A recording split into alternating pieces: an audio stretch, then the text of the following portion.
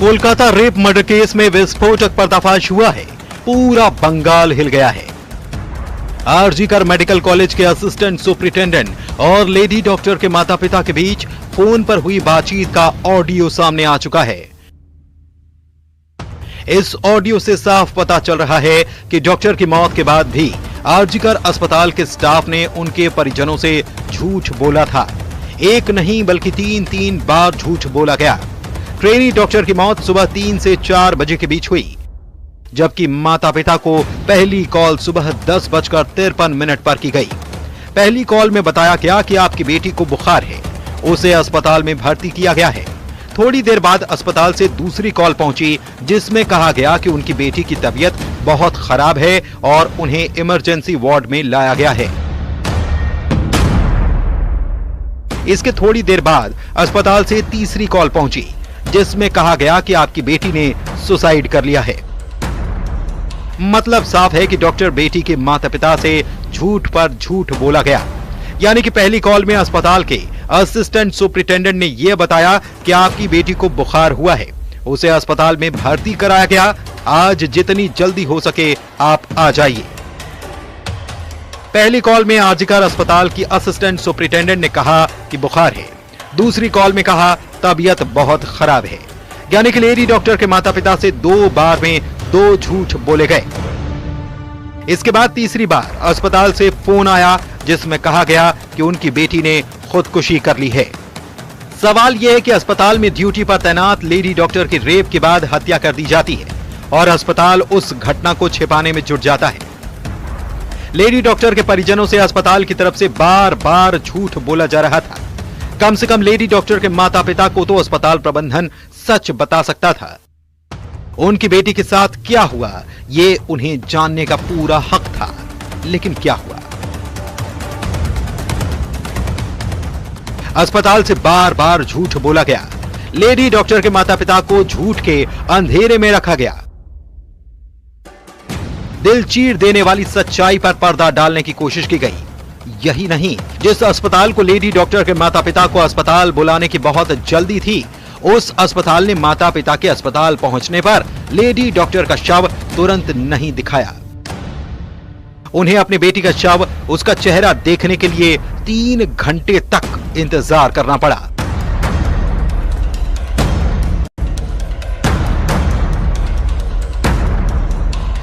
Bureau report, news 18।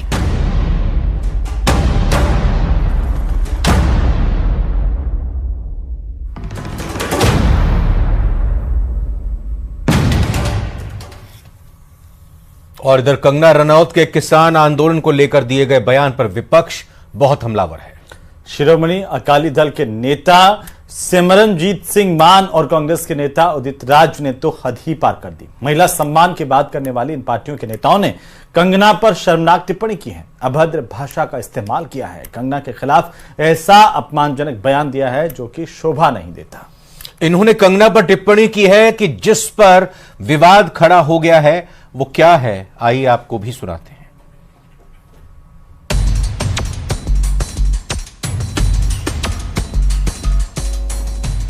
Bharat में कई पार्टियां और कई नेता महिला सम्मान की बड़ी बड़ी बातें करते हैं, लेकिन बीजेपी सांसद कंगना रनौत के खिलाफ शिरोमणि अकाली दल के नेता सिमरनजीत सिंह मान और कांग्रेस के नेता उदित राज की घटिया टिप्पणी ने उन नेताओं का असली चेहरा सामने ला दिया है। कांग्रेस और अकाली दल के नेताओं ने लोकतंत्र में वैचारिक मतभेद की लक्ष्मण रेखा तोड़ी और बेशर्मी की सीमाएं लांघ गए।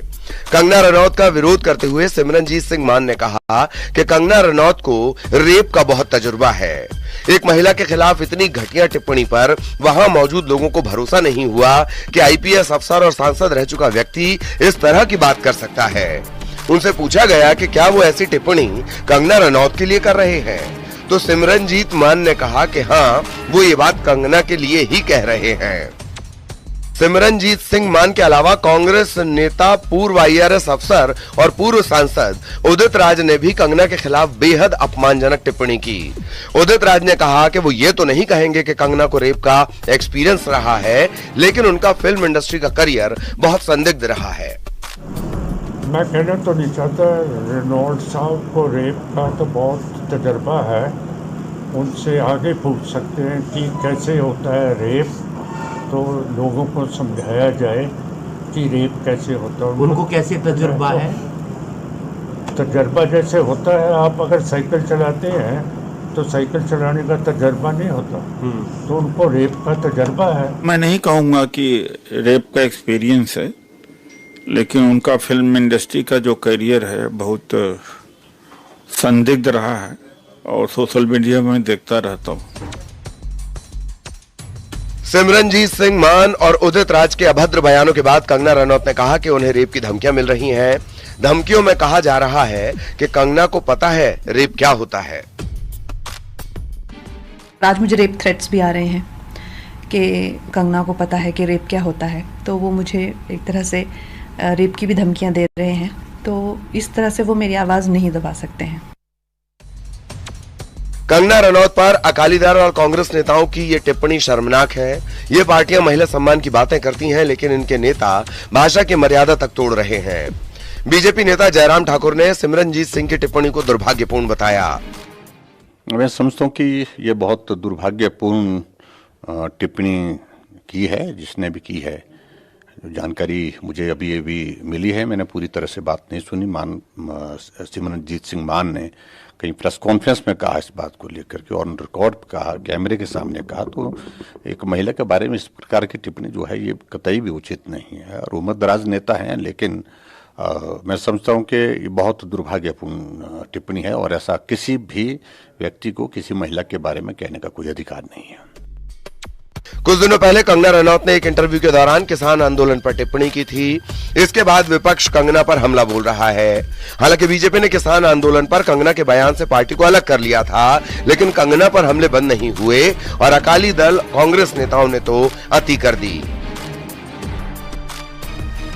Bureau report, news 18। तो बीजेपी सांसद और एक्ट्रेस कंगना रनौत पर शिरोमणि अकाली दल के नेता सिमरनजीत सिंह मान के रेप को लेकर आपत्तिजनक बयान पर अब सियासत शुरू हो गई है। कांग्रेस और करणी सेना ने कंगना पर दिए बयान को दुर्भाग्यपूर्ण बताया है।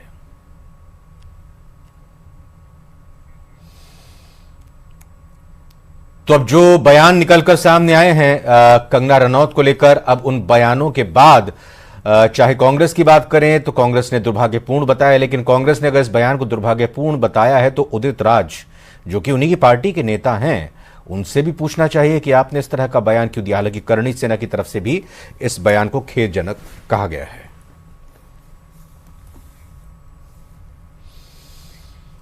गुजरात में इस समय 27 जिलों में हाहाकार मचा है। 24 नदियां खतरे के निशान से ऊपर बह रही हैं। बाढ़ और बारिश की वजह से अब तक 15 लोगों की जान जा चुकी है। 28 अगस्त को द्वारका, जामनगर, राजकोट और पोरबंदर के जिलों में 12 घंटे में 50 मिलीमीटर से 200 मिलीमीटर के बीच में बारिश दर्ज की गई।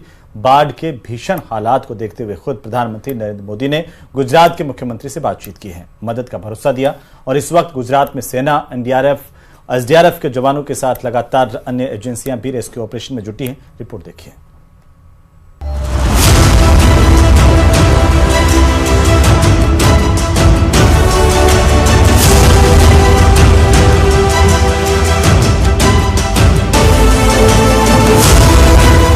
आसमानी आफत से गुजरात में मच गया कोहराम।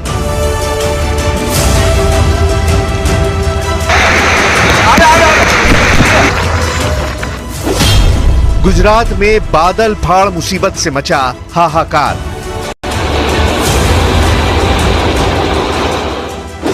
गुजरात में बाढ़ का कहर, चारों तरफ जल प्रलय।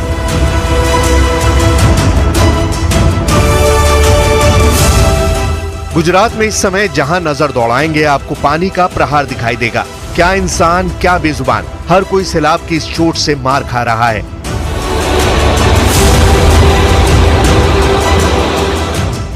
गुजरात के 27 जिले बाढ़ की चपेट में हैं। हर तरफ सैलाब के प्रहार से त्राहिमाम मचा है। हालात ऐसे हैं कि हर कोई इस भयंकर बाढ़ के आगे बेबस नजर आ रहा है।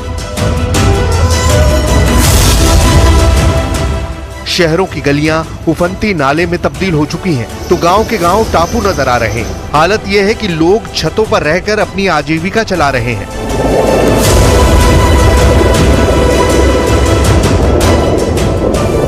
गुजरात के वडोदरा से आई इन हैरान करने वाली तस्वीरों को देखिए। पूरा मोहल्ला डूबा है, गलियों में 5 से 6 फीट तक पानी भरा है। इस भयंकर बाढ़ में जो लोग अपने घरों में फंसे हैं, उन्हें निकालने की कोशिशें जारी हैं। एनडीआरएफ, एसडीआरएफ के जवान लगातार रेस्क्यू अभियान चला रहे हैं। नाव के सहारे लोगों को उनके घरों से निकालकर सुरक्षित जगहों पर ले जाते दिखे। वडोदरा में अस्पताल में भर्ती मरीजों पर डबल अटैक हुआ है। एक तरफ तो वो अपनी बीमारी से जूझ रहे हैं, तो दूसरी तरफ बारिश के पानी का प्रहार हुआ है। हालत यह है कि सरकारी अस्पताल में गले तक पानी भर गया। लोग अपने मरीजों को स्ट्रेचर पर लादकर अस्पताल से निकलते दिखे। वडोदरा में शहर से लेकर गांव तक हर तरफ पानी का कब्जा हो चुका है। इस बीच वहां अलखी गांव में बीते 3 दिन से एक कपल अपनी छत पर बाढ़ से जिंदगी की जंग लड़ रहा था, लेकिन जब एनडीआरएफ की टीम को पता चला तो उन लोगों को फौरन रेस्क्यू कर लिया गया।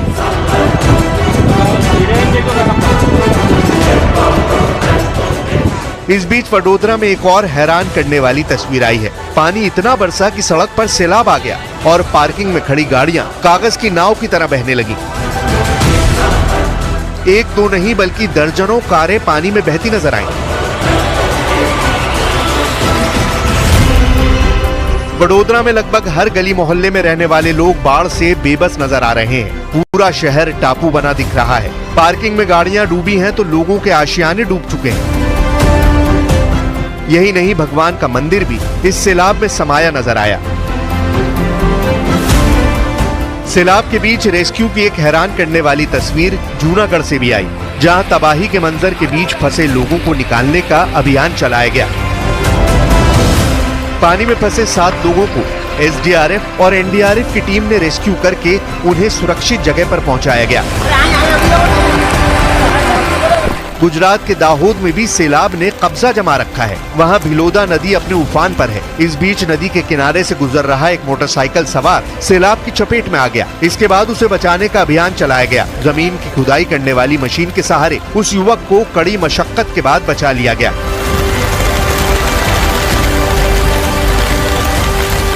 गुजरात के पोरबंदर में सैलाब से संघर्ष सिर्फ इंसान ही नहीं बल्कि बेजुबान भी करते दिखाई दिए।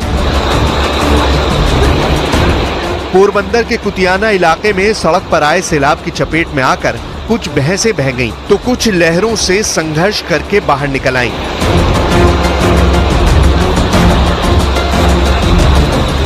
पोरबंदर में बाढ़ के बीच लगातार रेस्क्यू ऑपरेशन चलाया जा रहा है। बाढ़ में फंसे करीब 21 लोगों को हेलीकॉप्टर के सहारे सुरक्षित निकाला गया।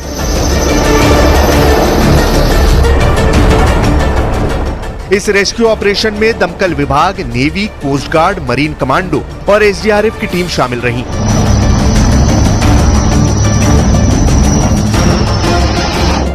इस बीच गुजरात के द्वारका में बाढ़ में फंसे लोगों के लिए बचाव अभियान चलाया गया। द्वारका के कल्याणपुर इलाके में 4 लोग बाढ़ के बीच फंस गए थे, जिन्हें सेना ने हेलीकॉप्टर के जरिए सुरक्षित बचा लिया।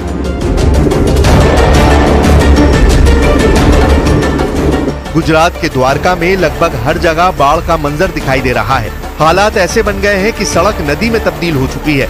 इस दौरान वहां खड़ा एक भारी भरकम ट्रक कागज की नाव की तरह बहता दिखाई दिया। गुजरात के जामनगर में मूसलाधार बारिश मुसीबत बन चुकी है। लगातार हो रही बारिश के बाद शहर का एक पूरा हिस्सा टापू में बदला दिखाई दिया। जामनगर में तेज बारिश के बाद सैकड़ों मकान पानी में डूब गए। एनडीआरएफ की टीम लगातार रेस्क्यू ऑपरेशन चलाकर लोगों को सैलाब की चपेट से आजाद करा रही है। तस्वीरों में देखिए कैसे जामनगर में पानी के बीच फंसे युवक का हेलीकॉप्टर से रेस्क्यू किया गया। युवक पानी के तेज बहाव के बीच फंस गया था। इस बीच जामनगर से एक और हैरान करने वाला वीडियो सामने आया। वहां पानी के तेज बहाव में पूरी पुलिस चौकी ही बह गई। पानी का बहाव इतना तेज था कि पूरी पुलिस चौकी कागज की नाव की तरह बहती दिखाई दी। इतना ही नहीं, वहां खड़ी कार भी पूरी तरह पानी में डूब गई। उधर राजकोट में पानी के तेज बहाव में एक कार पलट गई। पानी का बहाव इतना तेज था कि वो कार को तिनके की तरह बहा ले गया। वहीं गनीमत रही कि कार में सवार युवक ने तैरकर अपनी जान बचा ली।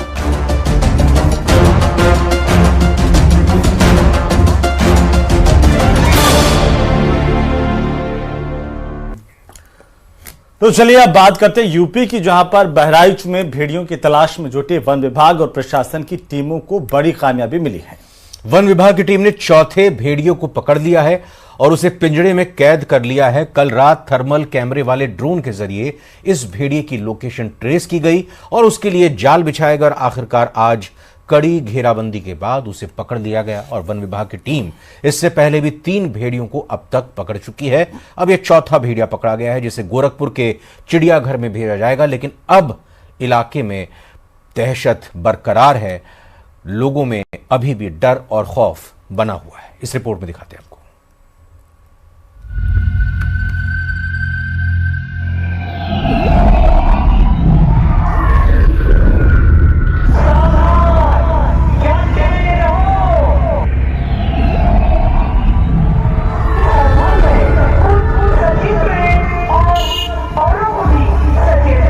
चौथा जो भेड़िया है ये काफी बड़ा भेड़िया है और ये ज्यादा खतरनाक माना जा रहा है।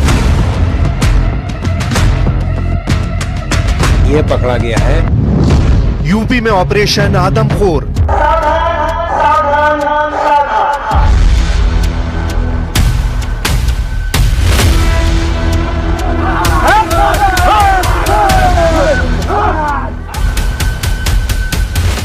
बिकॉज ऑफ दैट इंजरी वो लोन वुल्फ की है जो इस टाइप के इंसिडेंट्स वगैरह कर रहा है। पकड़ा गया चौथा भेड़िया। यूपी के बहराइच में 35 गांव में आतंक का पर्याय बन चुका भेड़िया आखिरकार पकड़ लिया गया। वन विभाग की टीम ने आज एक और आदमखोर भेड़िए को पकड़ने में सफलता पाई। ये चौथा भेड़िया है जिसे अब तक वन विभाग की टीम ने पकड़ा है।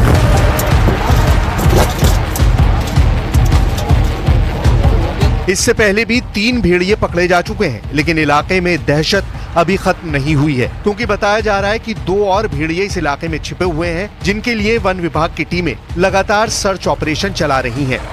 3 भेड़िए पकड़े जा चुके थे, लेकिन उसके बाद भी इंसिडेंट नहीं। ये चौथा जो भेड़िया है ये काफी बड़ा भेड़िया है और ये ज्यादा खतरनाक माना जा रहा है। ये पकड़ा गया है और अभी भी 2 और बाकी हैं, हम उन्हें भी जल्दी ही पकड़ेंगे। वन विभाग की टीम पूरी तरह से वहां लगी हुई है। आसपास के जिलों से भी हमने टीम भेजी है। वहां पे ड्रोन कैमरे लगाए गए हैं, थर्मल ड्रोन लगाए गए हैं, क्योंकि पेड़ के नीचे अगर बैठा हो तो नहीं पता लगता है ड्रोन से, सिंपल ड्रोन से। तो हमने थर्मल ड्रोन लगाया है ताकि नीचे के टेम्परेचर से फर्क पता लग जाएगा कि कहाँ पे है। सच में बहुत सक्सेसफुल दिन हम इसे मानेंगे, क्योंकि बहुत दिनों से यहाँ पे भेड़िए का आतंक था। वो बहुत सारे बच्चों को वो मार रहा था। तो आज हम लोगों ने एक भेड़िए को पकड़ लिया है। अभी तक 4 भेड़िए पकड़े जा चुके हैं। 2 भेड़िए हैं जो अभी रिमेनिंग है, उनको भी पकड़ने की पूरी तैयारी की जा रही है। 45 दिनों में भेड़ियों के 38 हमले, 8 बच्चों और 1 महिला समेत 9 लोगों की मौत, 35 गांवों के 50,000 लोगों पर खौफ का साया। पिछले कुछ महीने से इस इलाके के लोग इसी दहशत को जी रहे हैं, लेकिन आज वन विभाग की टीम को एक बड़ी सफलता मिली जब उसने सबसे खूंखार भेड़िए को पकड़ लिया। ये भेड़िया लंगड़ा है, लेकिन सबसे ज्यादा खूंखार है। पिछले दिनों यही भेड़िया गाँव से 5 साल के बच्चे को उठा कर ले गया था, जिसका शव खेतों में मिला। वन विभाग ने इस भेड़िए को नदी के किनारे गन्ने के एक खेत से पकड़ा। इसे पिंजरे में कैद करके रखा गया है। 4 भेड़िए कैद हो चुके हैं, 3 पहले पकड़े गए थे, 1 भेड़िया आज पकड़ा गया है। मैं अपने कैमरामैन से कहूँगा वो दिखलाए कि भेड़िए का मूवमेंट क्या है, किस तरीके से जो भेड़िया है वो हरकतें कर रहा है। सबसे खूंखार भेड़िया यही माना जा रहा था। जो भेड़िया है वो पूरा यही भेड़िया इस इलाके में जो है अब तक। और इस खबर के साथ फिलहाल अभी बुलेटिन में इतना ही। हमें दीजिए अनुमति। नमस्कार।